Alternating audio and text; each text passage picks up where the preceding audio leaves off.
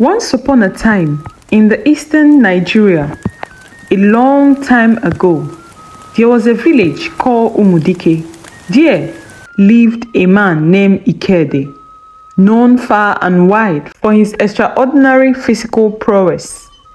His muscles were sculpted like those of ancient warriors, and his demeanor was noble and kind. Yet, despite his almost divine appearance, Ikedi bore a burden that brought him immense sorrow. An extraordinary large manhood, this peculiar gift, a symbol of strength and virility, became the source of his deepest pain.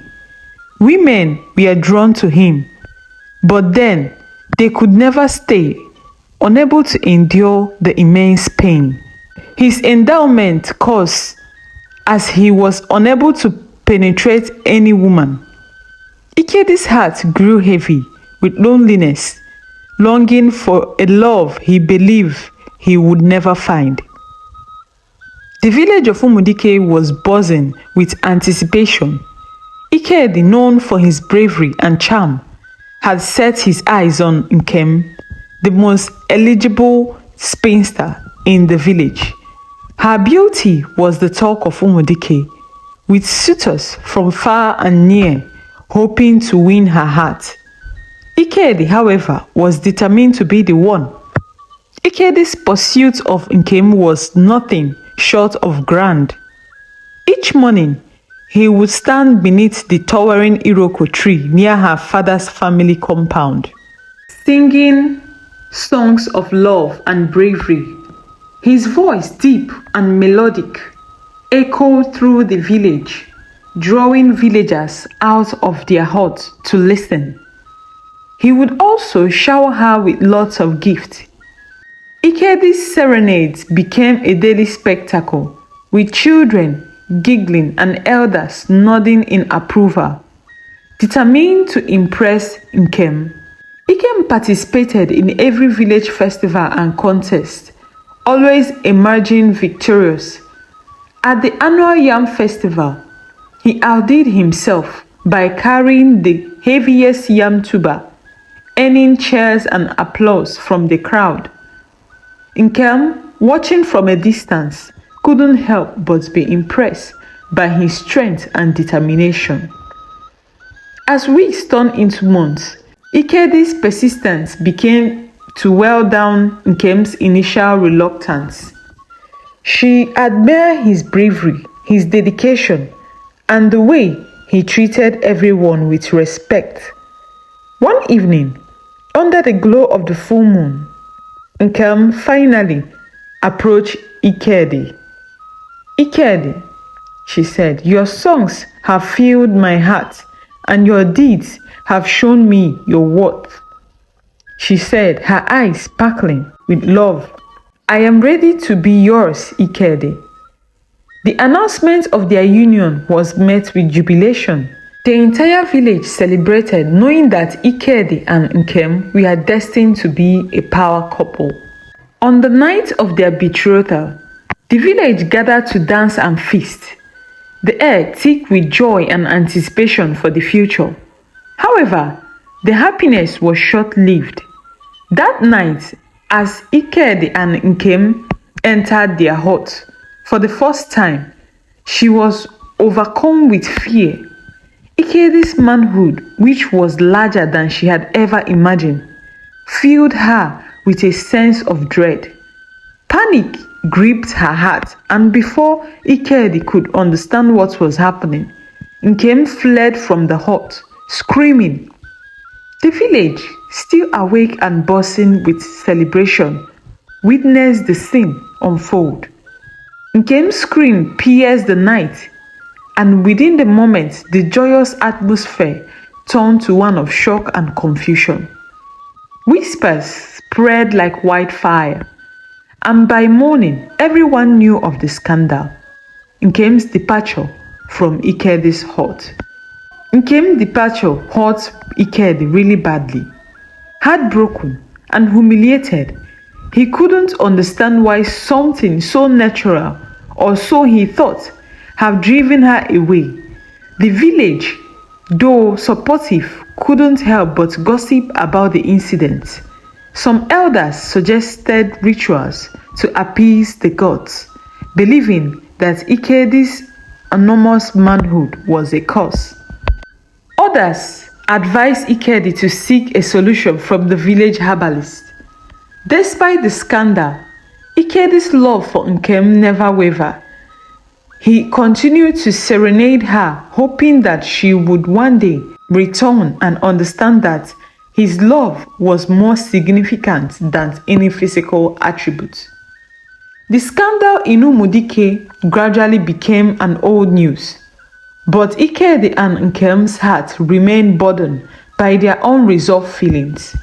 For months, Ikedi continued his serenades and public display of affection, hoping to win Nkem back, while Nkem remained secluded, declining every invitation from Ikedi. One fateful day, during the Harmattan season, Nkem sent a message to Ikedi. She requested to meet him by the river, a place where they have once shared moments of laughter and dreams, and hopes and expectations. Ikedi's heart raced as he received the message, hope flickering anew within him. At dusk, Ikedi arrived at the river, and the setting sun casting a glow on the surface of the river. Nkem was already there, her shadow framed against the fading light. She turned as he approached, her eyes reflecting a mixture of sadness and determination. Ikedi, Nkem began softly, her voice trembling. I have thought long and hard about us, about what happened between us. The truth is, I never truly love you. I appreciate your effort and your dedication, but my heart was never yours. Ikedi's face fell, but he listened intently, his eyes searching hers. Then, why did you agree to be with me, Nkem? She sighed, looking away. I wanted to feel the kind of love and admiration you showed me. Thought that maybe, over time, I could learn to love you as you had loved me. But that night, in your hut, I realized it wasn't fair for either of us, and I do not think I can live without intimacy in my marriage. Nkem said firmly.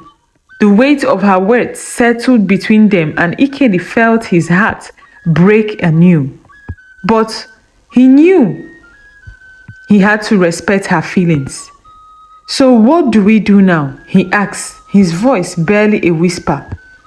Nkem took a deep breath, steadying herself. We must part ways, Ikedi. It is the only way for both of us to heal and find peace. I will always be grateful for the kindness and affection you've shown me, but we cannot continue this charade. Ikedi closed his eyes, fighting back tears. He understood the truth in her words. Painful as it is, I will always wish you well, Ikedi, and I hope you find the love that you truly seek for. With a final lingering look, Nkem turned and walked away. Ikedi watched until she disappeared from sight, the ache in his chest growing with each passing moment. In the weeks that followed, Ikedi threw himself into his work and village duties, trying to distract himself from the pain. Nkem to find solace in helping her family and participating in community activities, though their paths no longer cross. Both find a way to move on, carrying the lessons of their brief but intense relationship with them. Soon, she caught the attention of a wealthy farmer from a nearby village. He was an older man, already married to 2 wives, but his wealth and influence were well known. Nkem accepted his proposal to become his 4th wife. Her new life brought her security, a different kind of respect, Though it was far from the passionate love Ikedi had offered her. One fateful season, calamity struck Umudike, the sacred river that flowed through the village and providing water and sustenance, mysteriously dried up. Panic spread as crops began to wither, and thirst threatened the lives of both people and animals. The village elders convened secretly, desperate for a solution. Consulting the village priest, they discovered an old prophecy. A man of unparalleled strength and unique endowment shall restore the river's life. Ikedi, with his extraordinary attributes, was the obvious choice. His physical endowment, which was considered a curse by the villagers, now seemed to be their only hope. Hesitant but resolute in his desire to save his village, Ikedi approached the sacred riverbed. The prophecy detailed a ritual that required a physical manifestation of strength to revive the water. Summoning all his courage, Ikedi performed the ritual, his powerful presence and unique anatomy channeling the ancient energies needed to restore the river. Miraculously, water began to flow once more, and the village was saved. News of Ikedi's heroic deed spread like wildfire. People from distant land flocked to Umudike to witness the man who had saved an entire village with his extraordinary gift. The king made him a trusted advisor and gifted him a very big house and a marked land, befitting his new status as the king's right-hand man. Tourists brought lavish gifts, hoping to catch a glimpse of the outline of his impressive manhood. Ikedi's fame and wealth grew extraordinarily, yet his heart remained burdened by solitude. Despite the admiration and riches, he still could not find a partner who could endure his physicality. He worried he would never have intimacy as long as he lived. Meanwhile, in a distant kingdom called Umeri, Princess Oledo lived under a terrible curse. An evil witch, envious of Oledo's beauty and grace, had cursed her, so that no man could ever satisfy or stay with her except the gods intervened, leaving her isolated and unhappy. Her father, the critically ill King Ikenga, was desperate to see his daughter find happiness. On his sickbed, he vowed to grant her one final wish. Oledo, having heard tales of Ikedi's remarkable endowment, asked her father to summon him, hoping he might be the one who was chosen by the gods to break her curse. As the sun cast its golden glow over the royal palace of Umeri, inside the grand chamber, the scent of medicinal herbs hung in air, mingling with the faint aroma of incense. King Ikenga lay on a richly adorned bed, his body resting against an array of silk pillows. Despite his illness, his eyes retained their sharpness, and his mind was as keen as ever. Oledo, his only daughter, entered the room quietly, carrying a tray with a bowl of steaming herbal concoctions. Her beauty was unimaginably glowing. She approached her father's bedside with a gentle grace, setting the tray down on a nearby table. "Ah, Oledo, my jewel," King Ikenga greeted her with a warm smile. "You bring light to this old heart of mine. Come, sit by me, my precious daughter." Oledo smiled and took a seat beside her father, reaching out to hold his hands. "Father, you must drink this. The healer said it will strengthen you." The king chuckled softly. The healer's portion tastes like the bottom of a neglected well. But if it is your wish, I shall drink it. Oledo laughed, her eyes twinkling. Father, you always have your way with words, but this time I believe the healer knows what he is doing. The king Ikenga nodded, taking the bowl and sipping the bitter liquid with a grimace.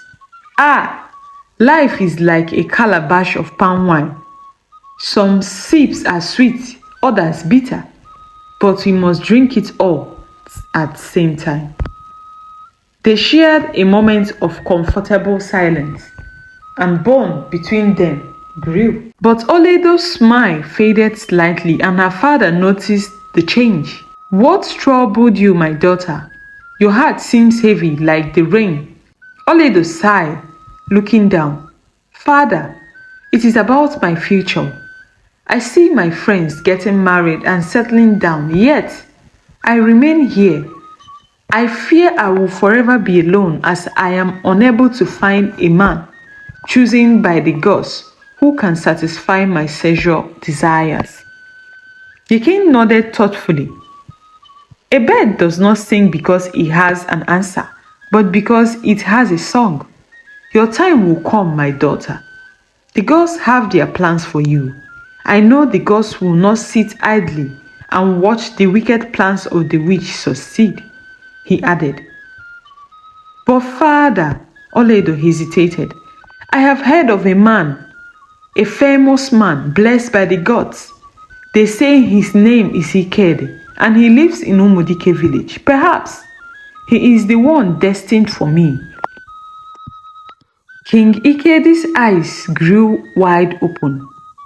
He is said to be blessed by the gods. Tell me more about this man, he said to his daughter. They said he is very strong, wise, and kind, and his hands are blessed with the gift of prosperity. I believe he could be the one to bring happiness to our family. Oledo pleaded, a voice full of hope. The king noted, his mind already working very well.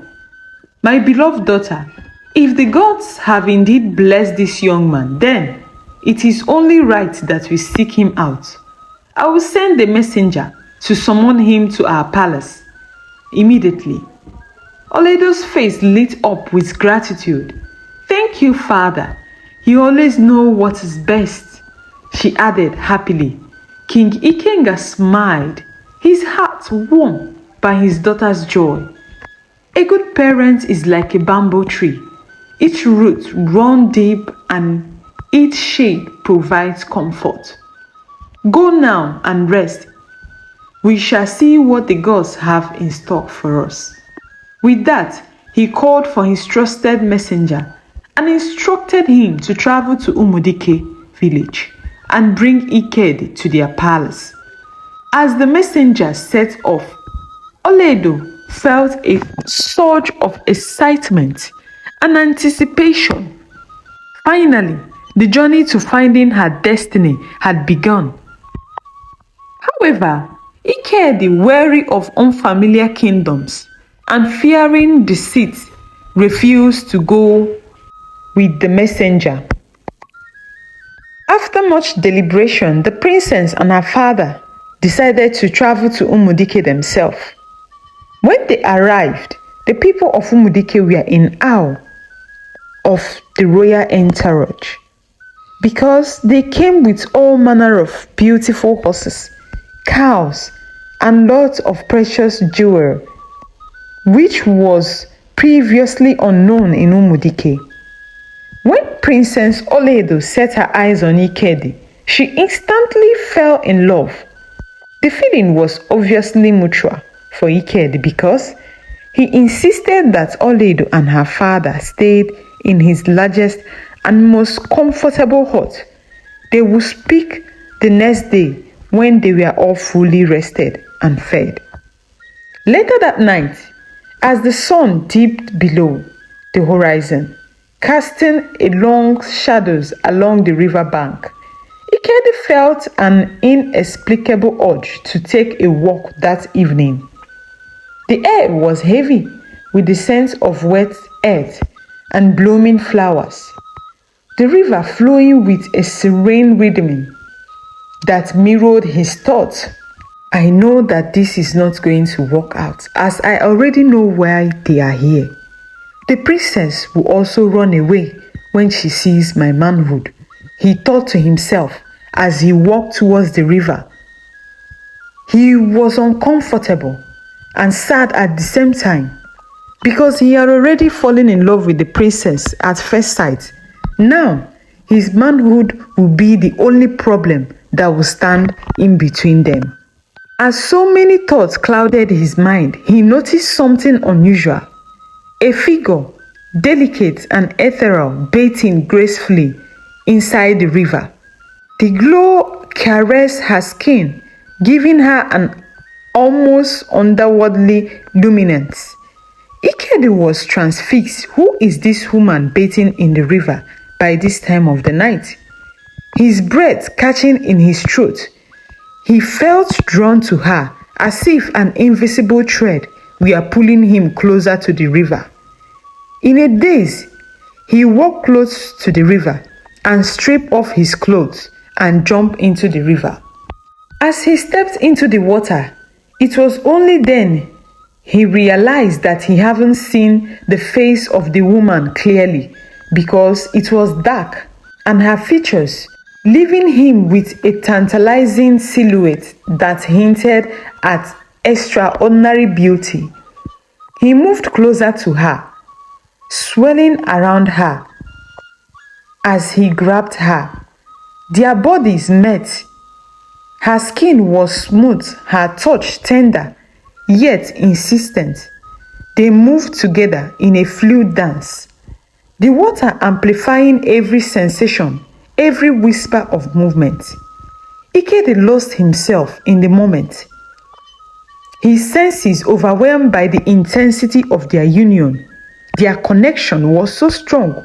Who is this woman that is making him feel so strongly connected to her? Their shared passion reached a fevered pitch, every touch, every sigh mingling with the night. Ikedi felt an ecstasy he had never known as he penetrated her. A deep primary satisfaction that left him breathless and yearning. He felt so relaxed for the first time as he penetrated a woman in his life.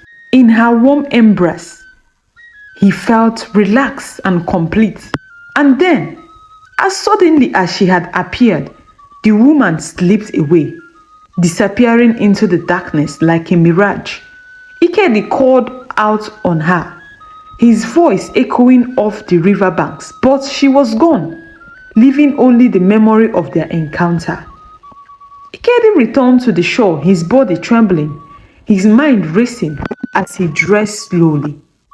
Every movement deliberate, as if to anchor himself back to reality. But sleep eluded him that night. He lay on his mat staring up at the thatched roof, his thoughts consumed by the mysterious woman he just made love with in the river. Who was she? How had she disappeared so suddenly? The question gnawed at him, their answers just out of reach. As dawn broke, pointing the sky in hues of pink and gold, Ikedi reached a startling conclusion. This woman, this ethereal being whom I have encountered in the river that satisfied me so deeply, could not be of this world. He must have wandered into the spirit realm, he said to himself. She is not an ordinary woman, because no ordinary woman can satisfy me. With this realization, Ikedi resolved to return to the river bank, hoping to encounter the mysterious spirits once more, to unravel the enigma that now haunted his waking thought. He decided right there and then that whatever King Ikenga came for will not work, because finally he had found a woman that satisfied him, and he must go for her, whether be it a spirit or a human. The next day, the king of Umudike came very early to Ikedi's home to greet the royal entourage. They exchanged pleasantries and the meeting ensued immediately, but not before Ikedi's servants served up a very large feast. While eating, they discussed the purpose of their visits. The sun was high in the sky, casting a brilliant light over Ikedi's expensive compound in Umudike. The air was filled with the sound of chatter and the occasional burst of laughter as villagers gathered to witness the meeting of two great kings. The compound was beautifully decorated with colorful clothes and flowers, a testament to Ikedi's wealth and hospitality. In the center of the compound, under a large canopy, sat King Ikenga of Umeri and King Odum of Umudike. Oledo, standing close to her father, looked relieved and joyful to see him, appearing much stronger than he had the previous days. Surrounding them were the elders of both villages, seated on comfortable wooden stools, while the rest of the villagers, comprising of youth, women, and children, stood or sat on the ground, eager to witness the event. King Ikenga rose to his feet, commanding the attention of everyone present. His voice was strong and clear, a far cry from the weakened state he had been in. Oledo felt a swell of pride and gratitude in her heart as she watched her father. "Greetings, my people of Umudike," King Ikenga began, his voice resonating with authority. "And to you, my esteemed friend and brother, King Odum, I extend my deepest respect. It is said that a tree does not make a forest, and today I stand here among a great forest of wise and noble souls." The crowd murmured in appreciation, their eyes fixed on King Ikenga. "Ikedi," he continued, turning his gaze to the young man sitting nearby, "your fame has traveled far and wide. It is said that your wealth is only surpassed by your kindness and hospitality. You know, a man's character, they say, is like smoke. No matter how much you try to hide it, it will always find its way to reveal itself." There was shouts of joy and celebration from the villagers at these words, for they had all experienced Ikedi's generosity firsthand. Regular feasts and acts of kindness had endeared him to the hearts of many. "Today, I have come not just as a king, but as a father," King Ikenga continued, his eyes glistening with emotion. "The gods have blessed me with a daughter, Oledo, who stands beside me in her heart. She has heard tales of a man blessed by the gods, a man named Ikedi, and so we have come to meet you to see if the whispers of the wind speak the truth." King Odum of Umudike rose. Then he said to the king with pride, "King Ikenga, my brother, you honor us with your presence. Ikedi indeed is a man of great virtue. His actions have spoken louder than any praise we could offer him." Ikedi stepped toward them, bowing respectfully to both kings. "My kings, it is a great honor to stand before you. Whatever wealth or kindness I possess is but a reflection of the love and support of my people. I am humbled by your words and by the presence of your daughter, Oledo." Oledo felt her heart flutter as she gazed at Ikedi. He was tall and strong, with a kindness in his heart and eyes that spoke volumes. She could see why the gods have blessed him. King Ikenga smiled, his eyes twinkling with approval. "Ikedi," he continued, "the plantain does not bear fruit for itself alone. Your generosity has fed many, and your heart has warmed many. Today, we seek to build a bridge between our villages, to unite our strength, and to foster a bond that will endure for generations. The villagers erupted in celebration. The king of Umeri and Umudike, along with their people, were coming together in a momentous union. King Ikenga had just finished his address, leaving the crowd in a buzz of excitement. They were happy for a union, a great union between Ikedi and the princess of Umeri land, Oledo. It was now Ikedi's turn to speak. Greetings, my kings and honored elders, Ikedi began, his voice strong and clear. And to all my beloved people of Umudike and our esteemed guests from Umeri, I extend my heartfelt welcome. Today is a day that the gods have surely blessed, because it is not every day that we are graced with such noble company. My king, your words honor me. The tales of my wealth and hospitality are but shadows of the truth, for the true wealth of a man lies in the love and support of his people. It is with their faith and trust that made me who I am. But about the union between the two community, I am not sure it will hold, because something significant happened last night. I was drawn to the river. When I was having so many thoughts in my head, I decided to stroll towards the village river. But I was drawn to a beautiful woman whom I encountered. For the first time, my manhood was accepted by a woman, because since I was young, no woman has ever come close to me. They all fled because of my manhood. But last night, I was opportune and blessed by the gods to encounter a woman whom accepted the enormous gift that the gods blessed me with. So I have concluded that I will go and look for her, because she is the only one that can satisfy me.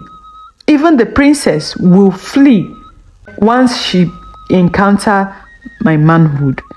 I am sorry, my king, but I don't want to cause any more problems. The villagers murmured in disapproval as everyone was beginning to feel sad by Ikedi's rejection of the royal princess. But they understand where he is coming from. But Oledo, unable to maintain her composure any longer, started crying and confessed that she was the one at the river the previous night.